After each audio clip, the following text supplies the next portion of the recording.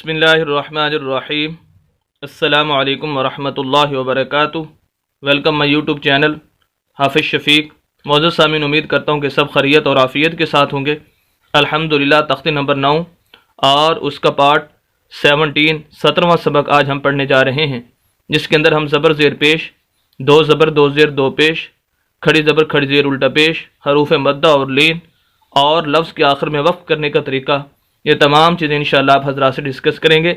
हमारा मकसद ये एक लाइन या चंद अल्फाज आप हज़रात के सामने पढ़ना नहीं होता, बल्कि हमारा मकसद उन अल्फाज से निकलने वाले उसूल व ज़वाबित, क़वानीन और तजवीदी उसूल आप हज़रात के सामने रखना होते हैं, ताकि आप उन उसूल व ज़वाबित को और उन उसूल व तजवीद को मद्देनज़र रखकर कुरान मजीद की सही तरीके से तिलावत कर सकें। तो आइए आज का सबक शुरू करते हैं। अऊज़ु बिल्लाहि मिनश शैतानिर रजीम।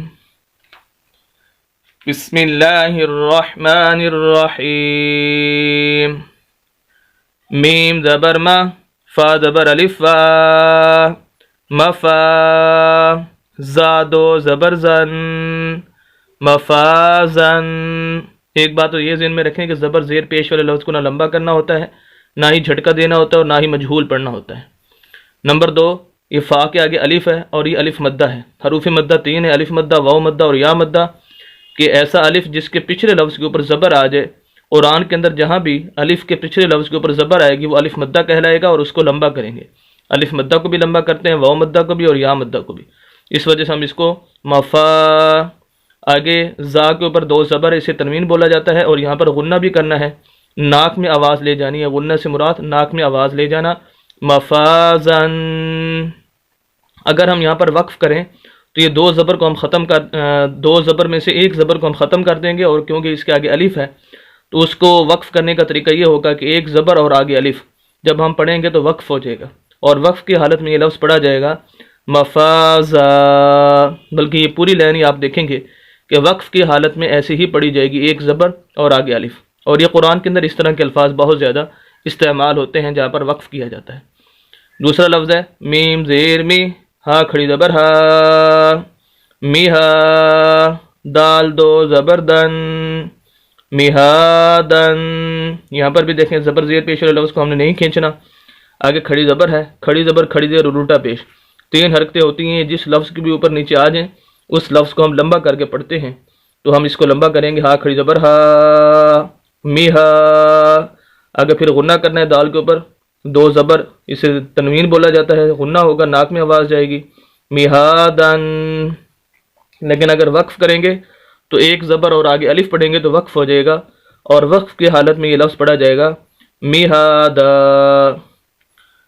नून ज़बर ना, बा ज़बर अलिफ बा, नबा, ता दो ज़बर तन, नबातन। सारी तकरीबन वही बातें हैं कि ज़बर ज़ेर पेश वाले लफ्ज़ को हमने नहीं खींचना, झटका भी नहीं देना, मजहूल भी नहीं पढ़ना। ये अलिफ मद्दा है कि ऐसा अलिफ जिसके पिछले लफ्ज़ के ऊपर ज़बर आ जाए उसको हमने खींचना है, इस वजह से हम इसको खींचेंगे नबा। और आगे ये तनवीन, यहाँ पर गुन्ना है, नाक में आवाज़ जाएगी, नबातन। लेकिन वक्फ़ करेंगे तो एक ज़बर और आगे वाला अलिफ पढ़ा जाएगा, तो वक्फ़ में पढ़ेंगे हम इसको नबाता। इस लाइन का आखिरी लफ्ज़ है वाव ज़ेर वी, फा ज़बर अलिफ फा, विफा, क़ाफ दो ज़बर क़न, विफ़ाक़न। यहाँ पर देखें ज़बर ज़ेर पेश वाला लफ्ज़ को नहीं खींचना हमने, झटका भी नहीं देना, मजहूल भी नहीं पढ़ना। ये अलिफ मद्दा आ गया फिर कि ऐसा अलिफ जिसके पिछले लफ्ज़ के ऊपर ज़बर आ जाए। और ये क़ाफ है, और क़ाफ के ऊपर दो ज़बर है, गुन्ना भी करना है, यहाँ पर नाक में आवाज़ ले जाएंगे, विफ़ाक़न। और दूसरा ये कि ये क़ाफ मोटा है, 2 नुक्तों वाला जो क़ाफ होता है उसको पुर पढ़ा जाता है, मोटा पढ़ा जाता है, ताकि दूसरे क़ाफ जो बरीक़ क़ाफ है उसके अंदर और ये मोटे क़ाफ के अंदर फ़र्क आ सके। ये फ़र्क ज़रूरी है। उसकी वजह यह है कि अगर हम फ़र्क नहीं करेंगे तो बाज़ दफ़ा लफ्ज़ के मोटे और बरीक़ होने की वजह से मानी के अंदर तब्दीली आ जाती है। अगर हम यहाँ पर विफ़ाक़न बरीक़ क़ाफ पढ़ेंगे तो फिर माना और होगा, और अगर मोटा क़ाफ जो लिखा हुआ है ये वाला पढ़ेंगे तो फिर माना जो लफ्ज़ का बनता है वही होगा। इस वजह से ये अल्फाज की जो पढ़ने का जो तरीका है मोटा और बरीक करने का, इसको ज़रूरी है इसके अंदर मोटा और बरीक करना, वगरना लफ्ज़ के मानी जो है वो तब्दील हो जाते हैं। तो वक्फ करेंगे तो फिर हम इसको पढ़ेंगे, एक ज़बर और आगे अलिफ, विफाक़ा, इस तरह जो वक्फ हो जाएगी। उम्मीद करता हूँ कि ये आज जो हमारा सबक था आपको ज़रूर पसंद आया होगा और इससे जो हमने उसूल व ज़वाबित बताए हैं आप बखूबी उनको समझ चुके होंगे। मज़ीद इस्लामी वीडियोज़ के लिए और कुरान को सही तजवीद के साथ पढ़ने के लिए हमारे चैनल हाफिज़ शफ़ीक को ज़रूर सब्सक्राइब कीजिए, सदका जारिया समझकर शेयर भी कीजिए। मिलते हैं नेक्स्ट वीडियो अंदर कल इंशाअल्लाह। इजाज़त दें, अल्लाह हाफिज़।